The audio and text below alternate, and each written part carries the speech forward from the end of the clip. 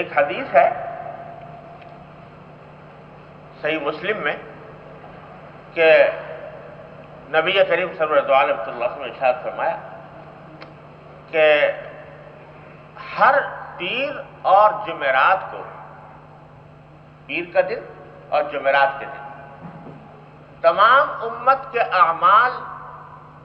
اللہ جل جلالہ کی بارگاہ میں پیش ہوتے ہیں اور جنت کے دروازے کھولے جاتے ہیں، پیر کے دن اور جمعرات کے دن اعمال پیش ہوتے ہیں۔ یہ ذرا سمجھ لیجئے کہ یوں تو سارے دنیا کے ساری مخلوق کے اعمال ہر وقت اللہ جل جلالہ کے سامنے ہیں، وہ ہر شخص کے عمل سے واقف ہے، کون کیا کر رہا ہے، یہاں تک کہ دلوں کے بھید کو جانتے ہیں، کس کے دل میں کیا خیال گزر رہا ہے وہ بھی اللہ تعالیٰ تبارک و تعالیٰ اس کو جانتے ہیں۔ لہذا سوال پیدا ہوتا ہے کہ آپ اللہ تعالیٰ کی بارگاہ میں اعمال پیش ہونے کا کیا مطلب؟ وہ تو جانتے ہی ہے سب کچھ، تو معلوم تو عالم تو جاننے والے تو ہیں، اللہ تبارک و تعالیٰ سب کچھ جانتے ہیں، لیکن اللہ تبارک و تعالیٰ نے اپنے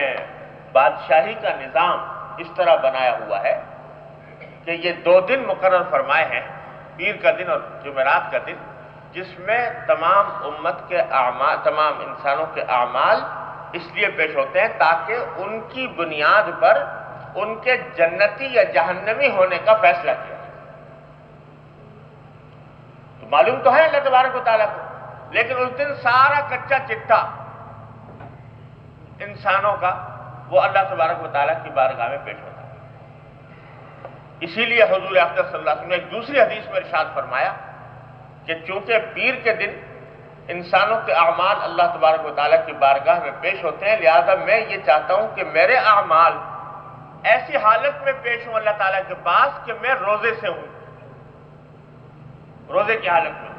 اس واسطے پیر کے دن آپ کثرت سے روزے رکھا کرتے تھے۔ تو غرض اعمال پیش ہوتے ہیں اور حدیث میں ہے کہ جنت کے دروازے کھولے جاتے ہیں۔ تو جب وہ اعمال پیش ہوتے ہیں لوگوں کے اور اس میں کسی کے بارے میں بتایا جاتا ہے کہ یہ شخص جو ہے یہ اس ہفتے میں یا ان دنوں کے اندر یہ مومن رہا،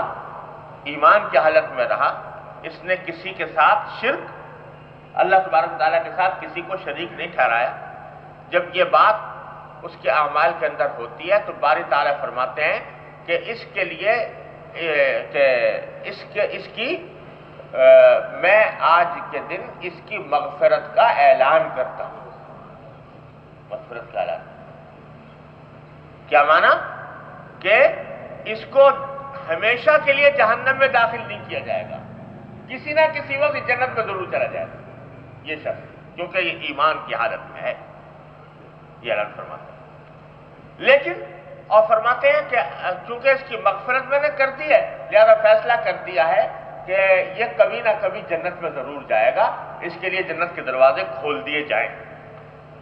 یہ اعلان۔ لیکن ساتھ ہی فرمایا جاتا ہے کہ الا صاحب شحنا، سوائے اس شخص کے جس کے دل میں کسی دوسرے مسلمان کی طرف سے بغض ہو، کینہ ہو۔ اگر کسی کے دل میں کسی دوسرے مسلمان کی طرف سے بغض اور کینہ ہے تو اس کے بارے میں فرماتے ہیں باری تعالیٰ کہ ابھی رک جاؤ، اس کے بارے میں ابھی فیصلہ نہیں کرتا، اس کے جنتی ہونے کا فیصلہ نہیں کرتا، حتی یصطلحا، یہاں تک کہ ان کے درمیان آپس میں صلح نہ ہو۔ جب تک نہیں کرتے اس وقت تک ان کا جنت کے داخلے کا اعلان روک دیا گیا۔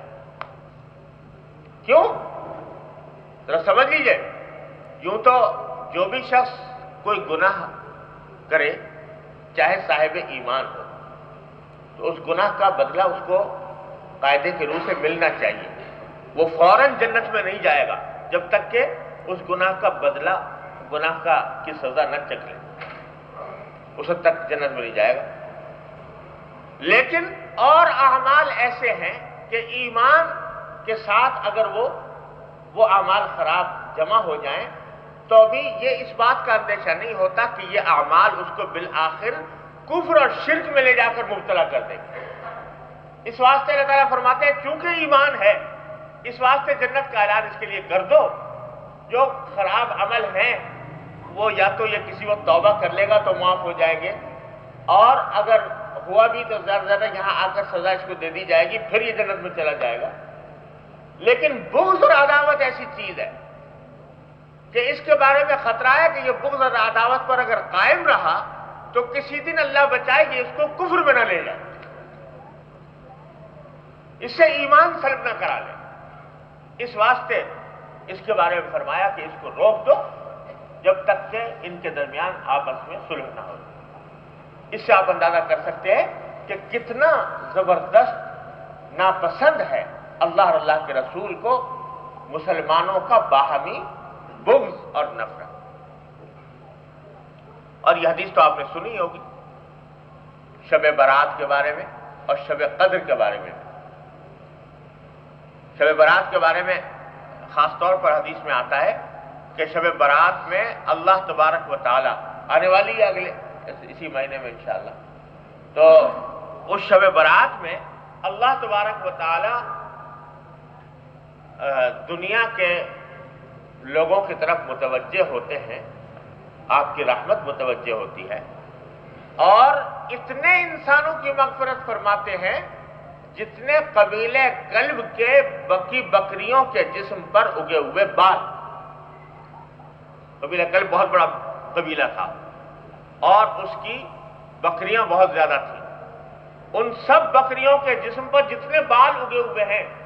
اتنے انسانوں کی مغفرت اللہ تبارک و تعالیٰ اس رات میں فرماتے ہیں۔ لیکن فرمایا کہ 2 آدمی ایسے ہیں جن کی مغفرت اس رات میں بھی نہیں ہوتی۔ ایک قوم مشاحن، کہ جس کے دل میں دوسرے کی طرف سے، مسلمان کی طرف سے بغض، کینہ ہو اور عداوت ہو، وہ ہے صاحب الشحناء۔ اس کی مغفرت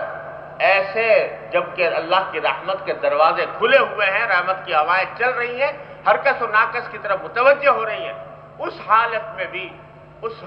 بھی وہ شخص اللہ کی رحمت سے محروم رہتا ہے، مغفرت سے محروم رہتا ہے۔